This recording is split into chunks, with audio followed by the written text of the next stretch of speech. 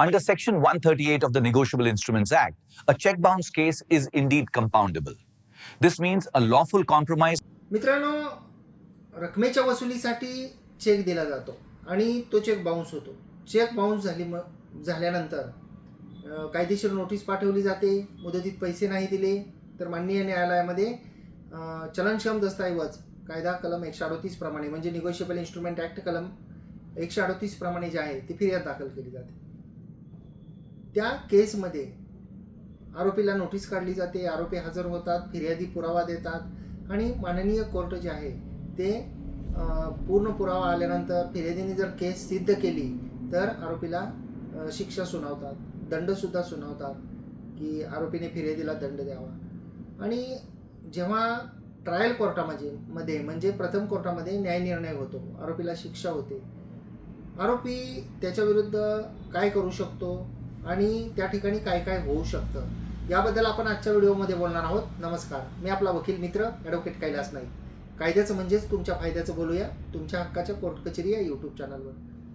तर जेव्हा negotiable instrument act म्हणजे चेक बाउन्सच्या केसेसमध्ये आपसामध्ये जर समजा तडजोड झाली नाही ट्रायल कोर्टामध्ये प्रथम कोर्टामध्ये आणि त्या ठिकाणी फिर्यादीने त्यांचा पुरावा दिला, आरोपीतर्फे उलट तपास घेतला गेला, दोन्ही बाजूचा युक्तिवाद झाला आणि माननीय कोर्टाच्या समोर असा पुरावा आला की या आरोपीने गुन्हा केलेला आहे, खात्यावर रक्कम शिल्लक नसताना आरोपीने चेक दिला आणि कायदेशीर जे देणं आहे फिर्यादीचं तर ते आरोपी देणं लागतो, त्या रकमेच्या पोटी चेक दिलेला होता आणि चेक बाउन्स आला, असं पुरावा आल्यानंतर माननीय न्यायाधीश जे आहेत ते आरोपीला शिक्षा सुनावतात. आता जेव्हा आरोपीला शिक्षा सुनावली जाते त्यावेळी त्या शिक्षेच्या विरुद्ध आरोपी हे वरिष्ठ न्यायालयामध्ये अपील दाखल करतात, म्हणजे जे प्रथम अपील असते सेशन कोर्टामध्ये करतात.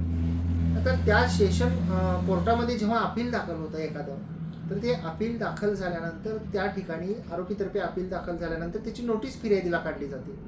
फिर्यादी त्या ठिकाणी त्यांचा युक्तिवाद करू शकतात. दोन्ही पक्षाचा युक्तिवाद झाल्यानंतर सेशन्स कोर्ट जे आहे ते योग्य तो न्यायनिर्णय करतात.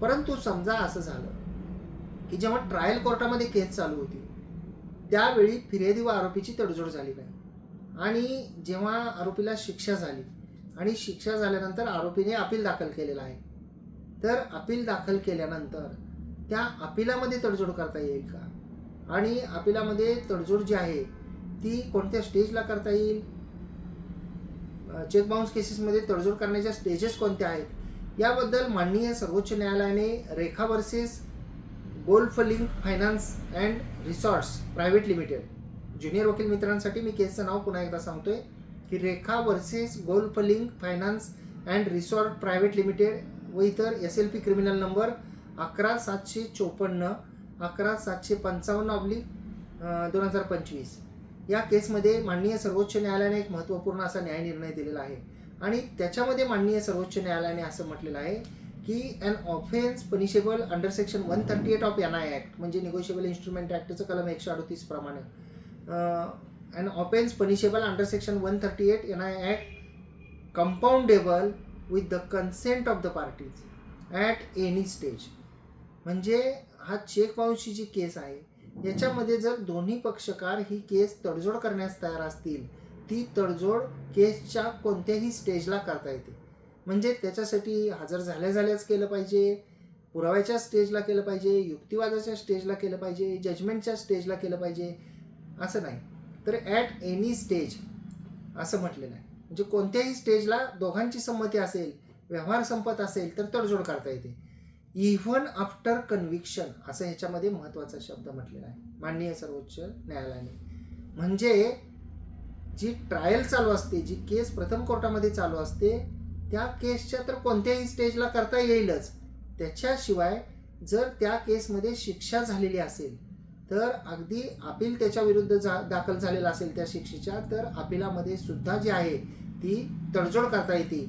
असं हा महत्त्वपूर्ण असा न्यायनिर्णय आहे. मी पार्टीचं नाव पुन्हा एकदा सांगतोय, Rekha versus golf link finance and resort private limited व इतर SLP क्रिमिनल नंबर 11754 आणि 11755/2025 असं पार्टीचं नाव आहे. त्यामुळं जरी आपसात प्रकरण मिटणार असेल, अगदी शिक्षा झाल्यानंतर सुद्धा आरोपी तयार असतील पैसे देण्यासाठी काय नुकसान भरपाई देण्यासाठी, काय खर्च झालेला असेल तो देण्यासाठी आणि फिर्यादीची सुद्धा तयारी असेल तर दोघांना मिळून अगदी ॲपिलेट स्टेजला सुद्धा ही केस जी आहे ती तडजोड करता येईल. अपेक्षा करतो की माहिती आपल्याला समजली असेल. कोर्ट कचेरी या यूट्यूब चॅनलला जर अद्याप आपण सबस्क्राईब केलेलं नसेल तर सबस्क्राईब जरूर करा. बाजूचं बेल आयकॉनचं बटन जरूर दाबा, म्हणजे आपल्याला नोटिफिकेशन्स येतील. आम्ही व्हिडिओ पोस्ट केला हे आपल्याला समजेल. आपण व्हिडिओला लाईक केल्यानंतर त्या ठिकाणी आपल्याला हाईप नावाचं एक कलरचं बटन दिसेल, त्यालाही क्लिक करा. व्हिडिओ जास्तीत जास्त लोकांपर्यंत पोहोचेल. आपण फेसबुक इंस्टाग्रामवर जर हा व्हिडिओ पाहत असाल आणि अद्याप जर आपण फॉलो केलेलं नसेल तर फॉलो करा आणि त्या ठिकाणी व्हिडिओला लाईक आणि शेअर करा. धन्यवाद.